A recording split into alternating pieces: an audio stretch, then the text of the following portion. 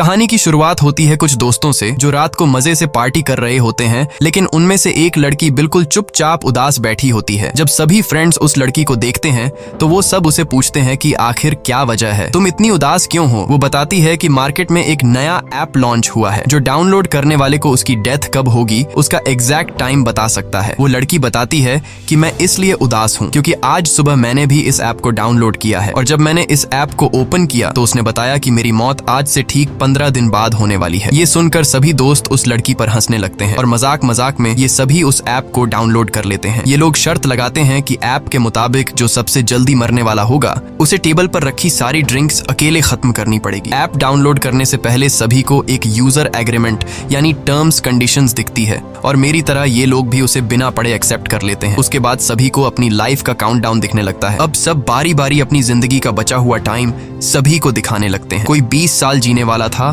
तो कोई 60 साल। लेकिन कोर्टनी परेशान नजर आती है। जब वो अपना मोबाइल फोन दोस्तों को दिखाती है तो उस ऐप के हिसाब से उसके पास सिर्फ 3 घंटे बचे हुए थे। जैसे ही काउंटडाउन 0 हुआ वो मारी जाएगी। ये देखकर कोर्टनी डर जाती है, लेकिन उसके दोस्त कोर्टनी को समझाते हैं कि डरो मत, ये ऐप सिर्फ एक मजाक है। अब गेम के हिसाब से जिसके मोबाइल में उसकी जिंदगी का सबसे कम टाइम बचा होगा वह टेबल पर रखी सारी ड्रिंक्स पिएगा। इसलिए कोर्टनी गेम हार जाती है क्योंकि उसके मोबाइल में उसके पास सिर्फ 3 घंटे बचे थे। अब सभी दोस्त कोर्टनी से कहते हैं कि रूल्स के मुताबिक तुम्हें सारी ड्रिंक्स पीनी होगी। तभी कोर्टनी का बॉयफ्रेंड एवन आ जाता है और कोर्टनी की जगह वह खुद सारी दारू पी लेता है। पार्टी खत्म होने के बाद जब कोर्टनी अपने बॉयफ्रेंड एवन के साथ गाड़ी में बैठी तो एवन ज्यादा ड्रिंक करने की वजह से उसे चढ़ गई थी। इसलिए कोर्टनी एवन को ड्राइव करने से मना करती है, लेकिन एवन उसकी नहीं सुनता। कोर्टनी ऑलरेडी ऐप की वजह से डरी हुई थी, इसलिए वह कार से उतरकर पैदल ही घर जाने लगती है। एवन कोर्टनी को गाड़ी में बैठने के लिए कई बार कहता है, लेकिन जब वह नहीं बैठती तो एवन गुस्सा होकर उसे अकेला छोड़कर वहां से निकल जाता है। तभी कोर्टनी के मोबाइल पर उस ऐप का नोटिफिकेशन आता है कि उसने यूजर एग्रीमेंट तोड़ दिया है। कोर्टनी को इसका मतलब समझ नहीं आता, लेकिन ये देखकर कोर्टनी और ज्यादा डर जाती है। तभी हम देखते हैं कि काला कोट पहना हुआ कोई आदमी उसका पीछा करने लगा। तब कोर्टनी को मोबाइल पर एक अलर्ट आता है कि उसके पास सिर्फ 7 मिनट बचे हुए हैं। कोर्टनी घबराते हुए जल्दी अपने घर पहुंच जाती है। घर में एंटर होते ही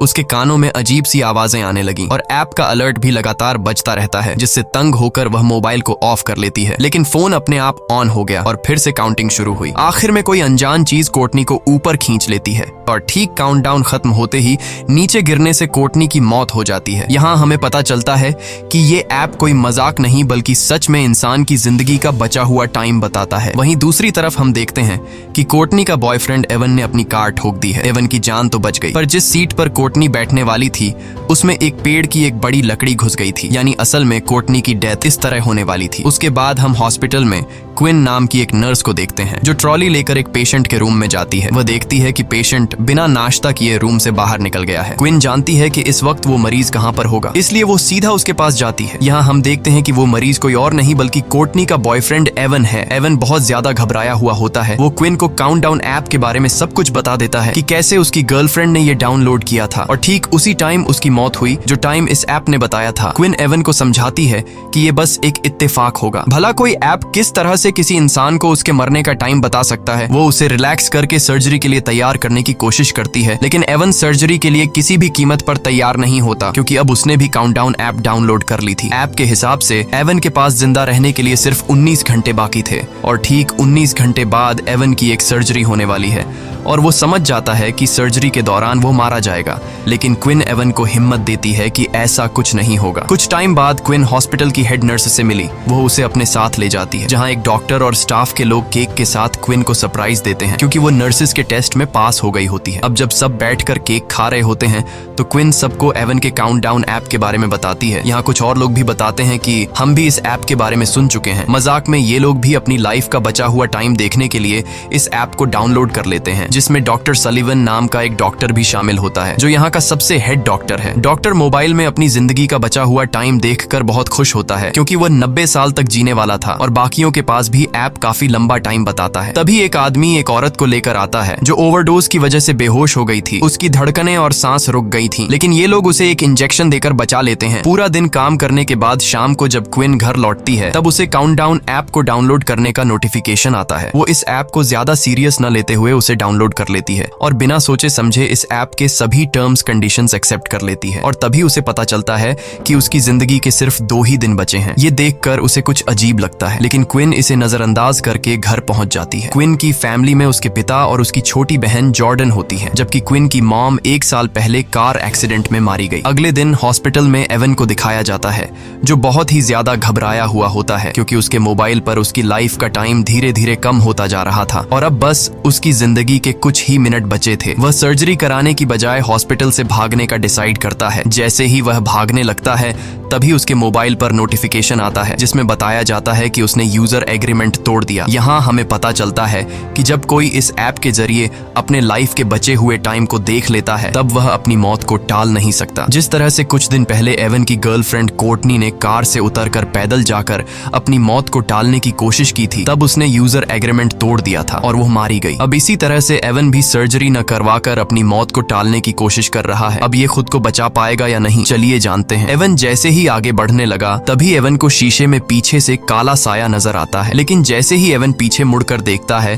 तो वहाँ पर कोई भी नहीं होता। तभी अचानक सामने का शीशा टूट गया। ये देखकर डर के मारे एवन भागकर सीढ़ियों के पास जाने लगा। वहाँ पहुँचते ही अचानक बिजली चली जाती है। तभी उसे किसी के कदमों की आवाज सुनाई देती है। जब वो अपने मोबाइल फोन का टॉर्च ऑन करता है तो सामने उसे अपनी गर्लफ्रेंड कोर्टनी नजर आती है, लेकिन उसकी गर्लफ्रेंड एक डीमन बन चुकी थी। वह उससे भागने लगता है, लेकिन जल्दबाजी में उसका मोबाइल नीचे सीढ़ियों पर गिर जाता है और कुछ देर बाद वो भूत एवन को भी मारकर सीढ़ियों से नीचे फेंक देता है। क्विन जब हॉस्पिटल आती है तो उसे पता चलता है कि एवन सीढ़ियों से गिरकर मर गया। ये सुनकर उसे एवन की बातें याद आने लगती हैं, जब वो पिछले दिन बार बार क्विन से कह रहा था कि इस ऐप के हिसाब से वो 19 घंटे बाद मारा जाएगा। इसलिए अब क्विन को भी शक होने लगता है कि क्या सच में इस ऐप ने तो एवन को नहीं मारा। अपने शक को यकीन में बदलने के लिए अब वो सीधा उस जगह पर पहुंचती है जहां पर एवन की बॉडी को रखा गया था। वो एवन का फोन उठाती है और उसे चेक करने की कोशिश करती है, लेकिन इस फोन पर एवन का फेस लॉक लगा हुआ था, जिसके लिए वो एवन की बॉडी से कपड़ा हटाती है और उसके मोबाइल फोन को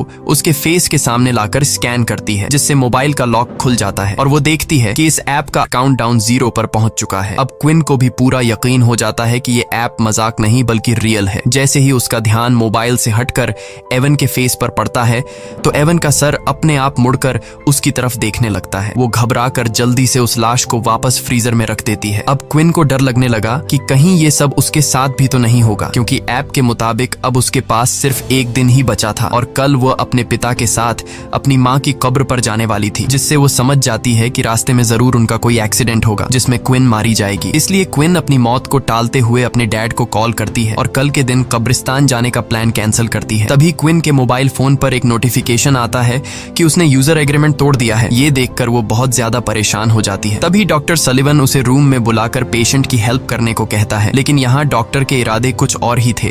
वो क्विन के साथ जबरदस्ती करने की कोशिश करता है। क्विन जैसे तैसे उससे अपनी जान छुड़ाकर बाहर आते ही हेड नर्स से उसकी कंप्लेंट करने जाती है, लेकिन क्विन के बताने से पहले डॉक्टर हेड नर्स को किसी दूसरे काम में लगा देता है। घर आने के बाद रात को क्विन इंटरनेट पर इस ऐप के बारे में सर्च करती है और उसे कोर्टनी के बारे में इंफॉर्मेशन मिलता है। उसे एक लड़की का वीडियो भी मिलता है जो बताती है कि ऐप को डाउनलोड करने के बाद से उसे अपने भाई का भूत दिखने लगा है, जो कि कई सालों पहले मर गया था। कुछ देर बाद वो लड़की कहती है कि उसका वक्त खत्म हो गया है और तभी उस लड़की को भी कुछ हो जाता है। लेकिन क्विन जब वीडियो के कमेंट चेक करती है तो कमेंट में सब लोग फेक वीडियो बोलते हैं, जिससे क्विन को थोड़ी बहुत शांति मिलती है। और जैसे ही क्विन लैपटॉप बंद करती है तभी अचानक क्विन को भी एवन का भूत दिखाई देता है, जिससे वो बहुत डर जाती है। पर जैसे ही उसने लाइट जलाई तब एवन गायब हो गया था। तभी उसे दोबारा नोटिफिकेशन आया कि उसने यूजर एग्रीमेंट तोड़ा है। वो अपने मोबाइल को जमीन पर मारकर तोड़ देती है और कमरे से बाहर निकलकर डर के मारे कार में पूरी रात गुजारती है। अगले सुबह क्विन की बहन जॉर्डन आकर उसे जगाती है। ये दोनों वापस अपने रूम में आते हैं और वहाँ क्विन की छोटी बहन जॉर्डन क्विन का टूटा हुआ मोबाइल देख लेती है, जिसमें अभी भी काउंटडाउन चल रहा था। वो क्विन से कहती है कि तुमने भी इस ऐप को डाउनलोड किया है। ये सुनकर क्विन परेशान हो जाती है, क्योंकि उसकी छोटी बहन जॉर्डन को भी इस ऐप के बारे में पता था और वो भी इस ऐप की यूजर थी। अब क्विन के मोबाइल का स्क्रीन पूरी तरह से टूट चुका था, इसलिए वो एक नया फोन खरीदने के लिए मोबाइल शॉप पर जाती है। वो सोचती है कि नए मोबाइल में वो किलर ऐप भी नहीं होगा, लेकिन क्विन के मोबाइल खरीदते ही वो ऐप अपने आप उसमें डाउनलोड हो जाता है। इस पर क्विन गुस्से में चिल्लाकर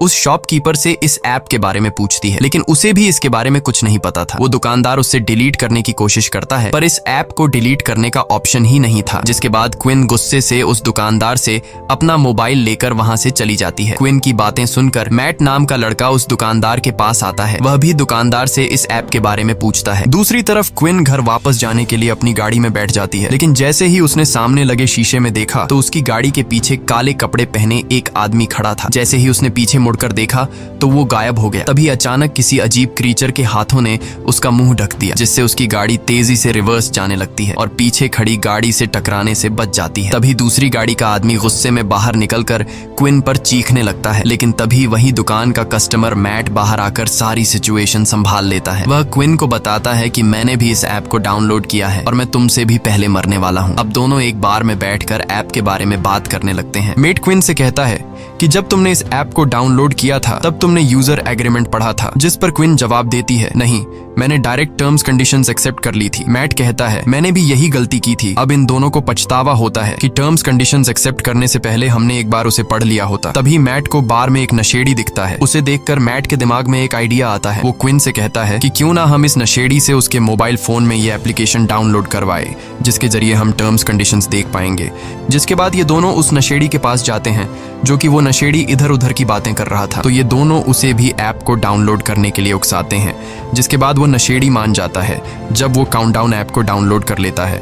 और जैसे ही टर्म्स कंडीशंस वाली जगह पर पहुंचता है तो क्विन उससे मोबाइल लेकर अच्छी तरह से पढ़ने लगती है और अब जाकर उन्हें एक रूल के बारे में पता चलता है कि ऐप में अपनी मौत का समय देखने के बाद यूजर अपनी मौत को टालने की कोशिश नहीं कर सकता। इन दोनों ने ही अपनी ट्रिप कैंसिल करके ये एग्रीमेंट तोड़ दिया था। ये सब सुनने के बाद भी वो पागल नशेड़ी उन टर्म्स कंडीशंस को एक्सेप्ट कर लेता है। लकीली उस नशेड़ी को पता चलता है कि वो और 40 साल जिएगा। तब क्विन को याद आता है कि जिस हॉस्पिटल में मैं काम करती हूँ उस हॉस्पिटल में एक पादरी है, शायद वो हमें इस हालात से निकलने का कोई रास्ता बता सके। इसके बाद क्विन और मैट हॉस्पिटल जाते हैं और पादरी को डीमन की सारी कहानी समझाते हैं। पादरी कहता है कि वो डीमंस पर यकीन नहीं रखता, इसलिए वो उन्हें एक दूसरे पादरी का एड्रेस देता है जो कि डीमंस के मामलों में एक्सपर्ट है। जाने से पहले हेड नर्स क्विन को एक मीटिंग में ले जाती है, जहां डॉक्टर सलिवन उल्टा क्विन पर इल्जाम लगा देता है कि उसने क्विन को नहीं बल्कि क्विन ने उसे हरास किया था। लेकिन जब क्विन सफाई पेश करने लगती है तब मीटिंग का हेड क्विन की कोई बात नहीं सुनता और क्विन को जॉब से निकाल देता है। क्विन को अब जॉब की कोई परवाह नहीं थी, क्योंकि अब बात उसकी जान पर बनी थी। इसके बाद ये दोनों एक चर्च में पहुंचते हैं, जहां ये दोनों एक आदमी को ढूंढते हैं जिसके बारे में उन्हें पादरी ने बताया था। और आखिरकार ये दोनों उस फादर तक पहुंच जाते हैं और फादर को इस ऐप के बारे में सब कुछ बता देते हैं। उनकी बातें सुनकर फादर उन्हें बाइबल में लिखी एक कहानी सुनाता है। कहानी में लिखा हुआ होता है, कहीं 100 साल पहले एक राजकुमार हुआ करता था जिसे युद्ध लड़ने जाना था। ये राजकुमार डरा हुआ था कि कहीं वो इस युद्ध में मारा न जाए। जिसके बाद वो एक ओल्ड जिप्सी लेडी के पास गया और उससे पूछा कि क्या वो इस युद्ध में जिंदा बचेगा। ओल्ड लेडी कहती है कि वो उसे उसकी मौत का ठीक समय बता सकती है, लेकिन शर्त ये है कि अपनी मौत का समय जानने के बाद राजकुमार अपनी मौत को टालने की कोशिश नहीं करेगा। राजकुमार मान जाता है और उसे पता चलता है कि वो युद्ध में मारा जाएगा। अब राजकुमार मौत के डर से लेडी की बात न मानकर अपने छोटे भाई को युद्ध लड़ने भेज देता है, लेकिन उसके छोटे भाई को कुछ नहीं होता, बल्कि वे लोग युद्ध जीत जाते हैं। मगर डरपोक राजकुमार के पीछे ओजिन नाम का एक डीमन पड़ जाता है, जो कि वो राजकुमार को तड़पा तड़पा कर उसके ठीक समय पर मार देता है, जो कि उसके तकदीर में लिखा था। फादर ने ध्यान लगाकर पता लगाया कि इन सब के पीछे ओजिन नाम के एक डीमन का हाथ है। फादर ने कहा कि शायद यह ऐप भी उस ओजिन डीमन का एक रूप है। उसने बताया कि अगर तुम्हें अपनी मौत टालनी है तो सबसे पहले तुम दोनों को इस ऐप को हैक करके इसका कोड मेरे पास लाना पड़ेगा। जब मैं इस ऐप का कोड देख लूंगा तब मैं उस डीमन से तुम्हारी जान छुड़वा सकूंगा। यह सुनकर क्विन और मैट को जल्द से जल्द इस ऐप को हैक करना था, क्योंकि अब उनके पास बहुत ही कम टाइम बचा हुआ था। ये दोनों उस मोबाइल शॉपकीपर के पास आते हैं और उसे इस ऐप को हैक करने की रिक्वेस्ट करते हैं। शॉपकीपर इस काम के लिए तैयार नहीं था, लेकिन जब क्विन उसे पैसे देती है तो वह मान जाता है। कई घंटों की मेहनत के बाद फाइनली वो इस ऐप को हैक करके उसका कोड निकाल लेता है। क्विन जल्दी से उस कोड का फोटो लेती है ताकि फादर को दिखा सके। यहाँ ये लोग देखते हैं कि इस ऐप के लाखों यूजर्स हैं, जिसमें अचानक शॉपकीपर भी अपना नाम डेरेक भी देख लेता है। वो अपने कोड के साथ छेड़छाड़ करके खुद की उम्र 100 साल से भी ज्यादा कर लेता है और यह आइडिया सच में काम कर रहा था। अब डेरेक के पास इस ऐप का फुल एक्सेस था, वो जितना चाहे किसी का भी उम्र बढ़ा सकता था। शॉपकीपर क्विन और मैट की रिक्वेस्ट पर इन दोनों का भी उम्र बढ़ा देता है। तभी क्विन को डेटाबेस में अपनी सिस्टर जॉर्डन का नाम दिखता है और उसकी मौत तो क्विन से भी 3 मिनट पहले होने वाली थी, यानी कि उस एक्सीडेंट में क्विन और जॉर्डन दोनों ही मरने वाली थी। खैर, क्विन जॉर्डन की भी उम्र बढ़ा लेती है। अब क्विन और मैट बहुत खुश हो जाते हैं क्योंकि अब उन्हें मौत का डर नहीं था, लेकिन ये खुशी कुछ ही देर की मेहमान थी। इसके बाद क्विन और मैट एक साथ क्विन के घर पहुंचे और सेफ्टी के लिए एक ही रूम में रात गुजारने का फैसला किया, क्योंकि अब भी उनके दिलों में डीमन का डर मौजूद था। रात के वक्त जब वो सोने वाले थे तब क्विन मैट से पूछती है कि उसने ये ऐप क्यों डाउनलोड की थी। मैट बताता है कि कुछ साल पहले उसका एक छोटा भाई था जो एक बहुत ही डिसेंट लड़का था। वो हमेशा बीमार रहता था और बीमारी के चलते एक दिन उसकी मौत हो गई और तब से मैट को मौत से डर लगने लगा। जब उसे इस ऐप के बारे में पता चला तो वो जानना चाहता था कि वो खुद कब तक जिंदा रहने वाला है, इसलिए मैंने यह डाउनलोड की। इसके बाद क्विन मैट को अपनी स्टोरी सुनाती है कि एक रात वो अपनी मॉम को बिना बताए एक पार्टी में चली गई थी। जब उसकी माँ उसे ढूंढने के लिए घर से बाहर निकली तो रास्ते में उसका कार एक्सीडेंट हुआ जिससे उसकी मौत हो गई। एक दूसरे को खुद की स्टोरी सुनाने के बाद ये दोनों सो जाते हैं। तब आधी रात में डीमन फिर से क्विन को डराने आ जाता है। क्विन के कानों में एक अजीब आवाज गूंजती है जिससे उसकी आंख खुल जाती है। उसने देखा कि मैट का हाथ उसके पेट पर है। वो मैट का हाथ हिलाकर उसे जगाने की कोशिश करती है, लेकिन तभी असली मैट दरवाजा खोलकर अंदर आया। असल में क्विन के पेट पर किसी और का नहीं बल्कि डीमन का हाथ था। यहाँ डीमन क्विन पर हमला करता है, लेकिन मैट हिम्मत दिखाते हुए उसका कंबल छीन लेता है जिससे डीमन भाग जाता है। और यहाँ उन्हें पता चलता है कि उनका ऐप को हैक करने से कोई फायदा नहीं हुआ क्योंकि उनका काउंटडाउन वापस अपने वक्त पर आ गया है। अब क्विन को अपनी छोटी बहन जॉर्डन की फिक्र होने लगी। उधर जॉर्डन को भी डीमन डराना शुरू कर देता है, लेकिन इससे पहले कि जॉर्डन को कुछ हो जाता तभी क्विन उसे लेने पहुंच जाती है। जॉर्डन बहुत ज्यादा डरी हुई थी। अब तीनों एक साथ मिलकर फादर जॉन के पास जाते हैं। क्विन उसे बताती है कि ऐप को हैक करने का प्लान नाकाम हुआ, अब भी डीमन हमारा पीछा कर रहा है। इसके बाद उन्होंने ऐप को हैक करने वाला कोड फादर को बताया। फादर कोड को अच्छी तरह से पढ़ने के बाद समझ जाता है कि जो भी यूजर एग्रीमेंट तोड़ता है उस पर ओजिन का श्राप यानी कर्स लग जाता है, जो कि फादर के हिसाब से एक अच्छी बात है क्योंकि कर्स को तोड़ा जा सकता है। अब फादर ने डीमन को उसी के खेल में फंसाने का प्लान बनाया। वो बताता है कि अगर तुम लोग डीमन को झूठा साबित कर दो तो ये कर्स टूट जाएगा, यानी कि अगर कोई एक इंसान भी ऐप के बताए हुए टाइम से थोड़ा पहले या 2-4 सेकंड बाद में भी मरता है तो डीमन झूठा साबित हो जाएगा और इस तरह से कर्स टूट जाएगा।